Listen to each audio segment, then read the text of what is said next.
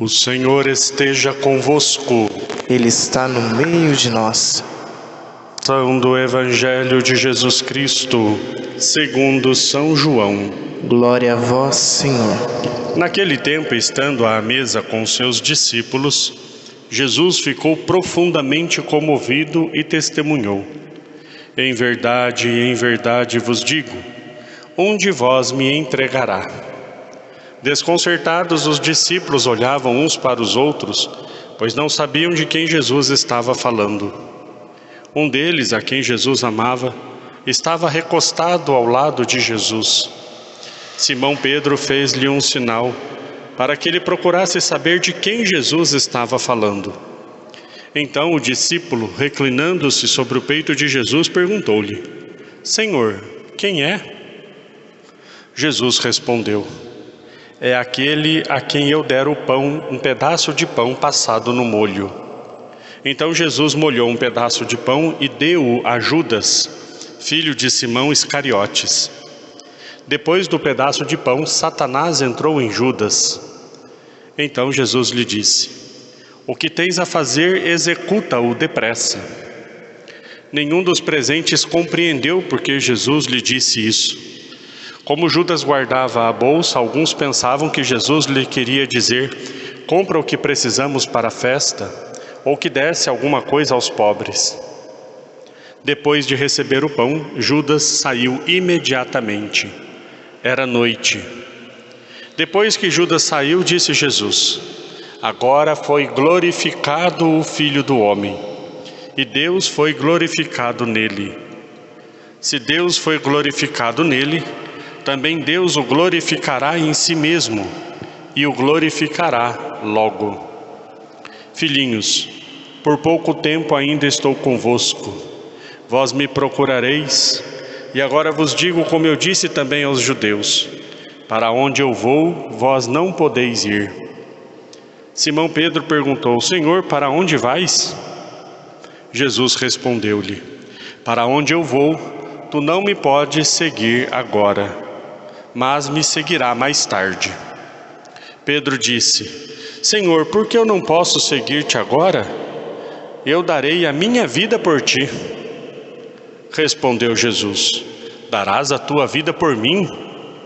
Em verdade te digo, o galo não cantará antes que me tenhas negado 3 vezes. Palavra da salvação. Glória a vós, Senhor. Evangélica dicta. Ó Maria concebida sem pecado, Rogai por nós que recorremos a vós. em nome do Pai, do Filho e do Espírito Santo. Amém. Queridos irmãos e irmãs, estamos na Semana Santa, os grandes dias de vivenciarmos os mistérios da nossa fé. Para nós termos um pouco a noção cronológica das coisas, não nos perdermos, ontem, segunda-feira, o Evangelho falava sobre a unção de Betânia, Jesus que vai à casa do seu amigo, aquele a quem ele havia ressuscitado, devolvido a vida, e lá então Maria lava os pés de Jesus com um perfume muito caro. Judas, o ladrão, o traidor, fica meio desconcertado, dizendo que deveria ter vendido aquele perfume para dar aos pobres, mas o próprio Evangelho diz que ele não estava preocupado com os pobres, ele queria roubar o que se colocava na bolsa. E Jesus responde a ele dizendo: pobres sempre tereis, mas a mim nem sempre. Ontem foi o dia de nós manifestarmos o nosso amor a Jesus pelos gestos, pelas atitudes, mostrar a Jesus que Ele é o nosso bem maior, que Ele é o nosso maior tesouro. O Evangelho de hoje é o Evangelho das traições de Jesus. Cronologicamente, o Evangelho já nos coloca na cena da última ceia, que será na quinta-feira, mas aqui Jesus, profundamente comovido, faz então a proclamação da sua traição. O contexto do Evangelho é muito interessante, porque se nós não entendermos alguns significados dos gestos, nós não vamos entender o que aconteceu. Jesus diz abertamente: um de vós vai me trair. Aí começa a olhar um para o outro, né? Quem será? Quem será? Aí Pedro faz um sinal para João, que estava do lado de Jesus, pergunta quem é. João reclina sobre o peito de Jesus e pergunta: mestre, quem é? Quem vai te trair? Jesus responde de forma muito clara, muito direta: aquele que vai me trair é aquele a quem eu der um pedaço de pão passado no molho. Aí Jesus pega um pedaço de pão, passa no molho e entrega para Judas. E diz para Judas: o que tem que fazer, faça. E Judas sai. E o texto diz que os discípulos não entenderam, porque ele tinha dito aquilo. Talvez fosse para comprar alguma coisa, talvez fosse para dar alguma coisa aos pobres. Mas não tem coisa mais lógica. Jesus acabou de explicar: a quem eu der o pão passado no molho vai me trair. Eu pego o pão, passo no molho e dou para Judas. É lógico que é Judas. Não é tão simples assim. Esse gesto de passar o pão no molho e entregar para uma pessoa era um gesto dentro da ceia que significava a pessoa que aquele anfitrião era o que ele mais gostava, era o preferido dele, era um gesto de honra. Então Jesus diz: aquele que vai me trair é quem eu der o pão passado no molho. E ele entrega esse pão para Judas. Ele acaba de dizer que esse vai ser o traidor, mas ele faz um gesto que diz que Judas é o seu preferido. Por isso que os discípulos não entenderam na hora que Judas era o traidor, porque ficou dois gestos aparentemente contraditórios. Mas Jesus lava os pés dos discípulos. Jesus está como aquele que serve. Então nesse momento também, aquele que o iria trair acaba se tornando o alvo da sua preferência e do seu amor. Esse pão passado no molho é a Eucaristia. Judas comungou. E aqui é a grande questão. Logo que ele come o pão passado no molho, Satanás entrou em Judas. É muito forte essa expressão, né? Mas é uma expressão que nos mostra justamente as nossas atitudes enquanto nós nos aproximamos da Sagrada Comunhão. Todos os discípulos comungaram, inclusive Judas, o traidor. Só que para Judas, a comunhão não foi benéfica, foi maléfica. Para Judas, que estava em pecado mortal, a comunhão se tornou a sua condenação. Essa é a grande questão das pessoas perguntarem: mas por que as pessoas que não são casados na igreja, vivem amaziados, vivem em pecado, não podem comungar? A comunhão não é um gesto de amor e de misericórdia da parte de Deus? Claro que é. Por que as pessoas que estão em pecado mortal não podem se aproximar da comunhão? Porque a comunhão se torna a condenação.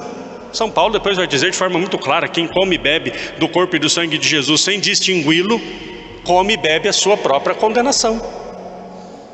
A traição de Judas começou muito antes desse episódio. Lá no episódio da multiplicação dos pães, Jesus já havia predito que havia um diabo entre eles, 1 ano antes desse evento. Depois, segunda-feira, ontem nós vimos muito bem Judas também já dizendo: mas por que não vende esse perfume e dá o dinheiro aos pobres?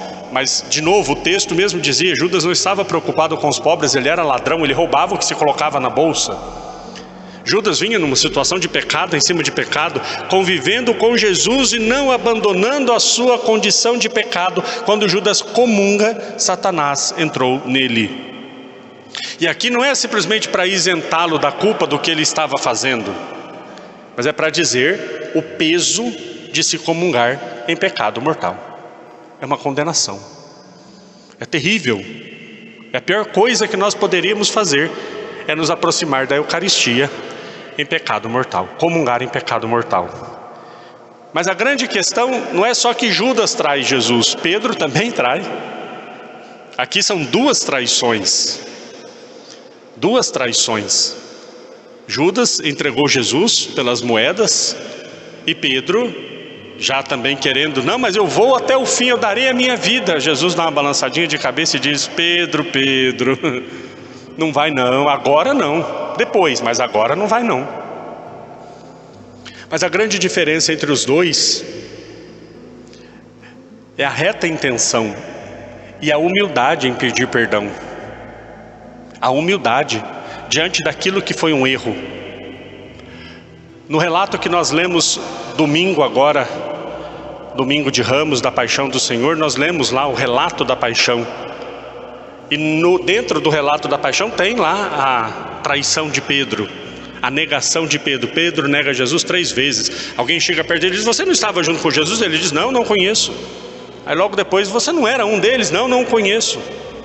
Aí mais uma vez alguém chega: não, mas você é galileu, você estava com ele. E aí ele diz: não, eu nem sei do que vocês estão falando.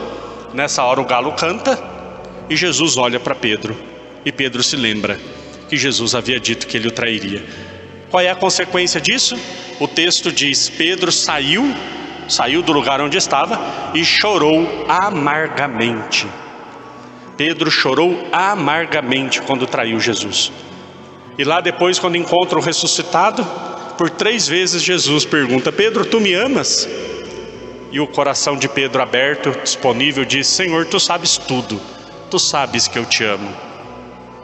Pedro não abandona a missão quando percebeu que errou, que pecou. E Judas se desespera, também poderia ter o perdão, mas se afasta do Senhor e vai fazer o mal. Nós com os nossos pecados também traímos Jesus. Nós com os nossos pecados também abandonamos o Senhor nos momentos mais decisivos, mais difíceis. Quantas e quantas vezes nós já pensamos, né? Poxa, se eu tivesse estado com Jesus no Horto das Oliveiras, os discípulos lá dormiram e abandonaram Jesus, eu não abandonaria, estaria com ele naquele momento em que ele estava suando sangue. Não, nós também abandonamos. Com os nossos pecados nós voltamos as costas para Deus e damos muito mais importância às coisas desse mundo do que para as coisas de Deus. Quantas vezes? Mas o que nós precisamos é ter a atitude de Pedro, chorar amargamente os nossos pecados, clamar a misericórdia de Deus com humildade. Com humildade: Senhor, eu pequei, eu sou pecador, tem piedade de mim. E esse reino de Deus vai acontecer também no nosso coração. Essa semana, esses dias, são os dias para nós estarmos com o Senhor, para nós mergulharmos na presença de Jesus, vivenciarmos os seus momentos mais dolorosos e experimentarmos isso também em nossa vida. Domingo, Dom Pedro fazia homilia aqui na catedral, na missa de Ramos, e ele disse uma coisa que vai marcar a minha Semana Santa toda. Ele dizia: nós estamos começando a Semana Santa de Jesus.